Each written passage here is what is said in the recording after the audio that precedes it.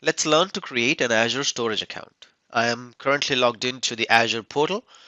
On the left hand side, you will see all the services associated with Microsoft Azure. Of course, there are a lot more services than these, which can be found in the All Services section.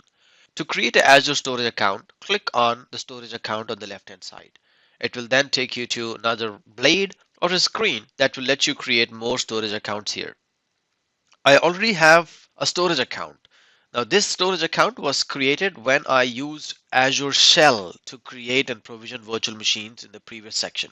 To create a new storage account, I just have to click on add, and this will pop up another section or a blade where I can type in the name, resource group, location, performance attributes, etc. that are required for a storage account to be created.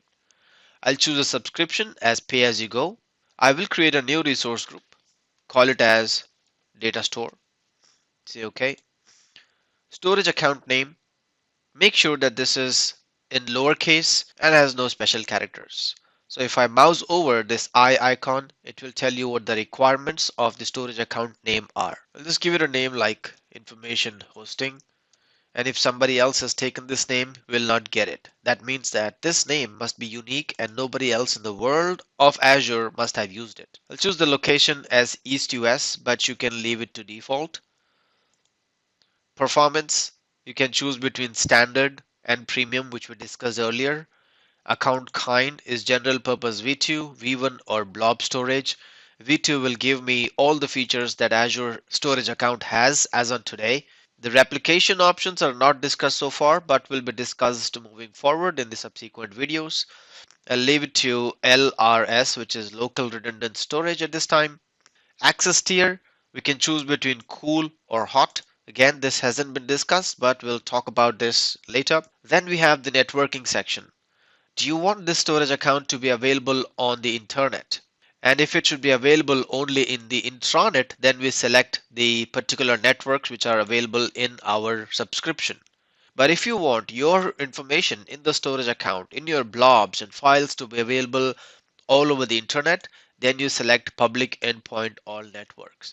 If it is private data, confidential, sensitive, patents, intellectual properties, in that case you select selected networks. I'll click on next to move to the advanced section. Now here we have three options: security, data protection, and data lake storage generation 2.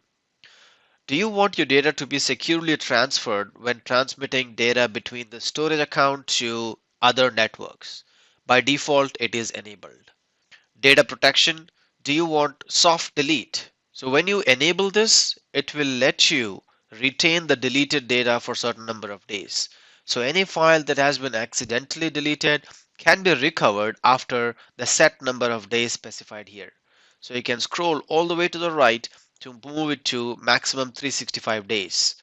So the data that can be retained in this soft deleted section is for 365 days, after which it will be cleaned up. So this is the retention period of your data. I will move it back to the default setting, which is disabled.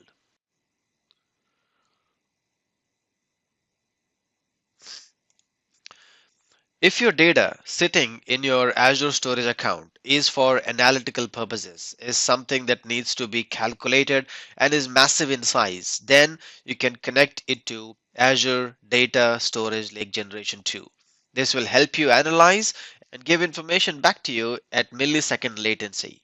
So the data lake storage will help developers, data scientists, and analysts to store data of any size, shape, and speed and do all types of processing and analytics across multiple platforms and languages.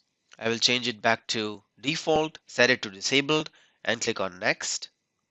Tags, as we discussed earlier in the previous sections, tags are used to mark and tag your objects. So I can say that the name is storage and then owner of the storage account is Rob. You can put their email address and say rob@company.com as their email address.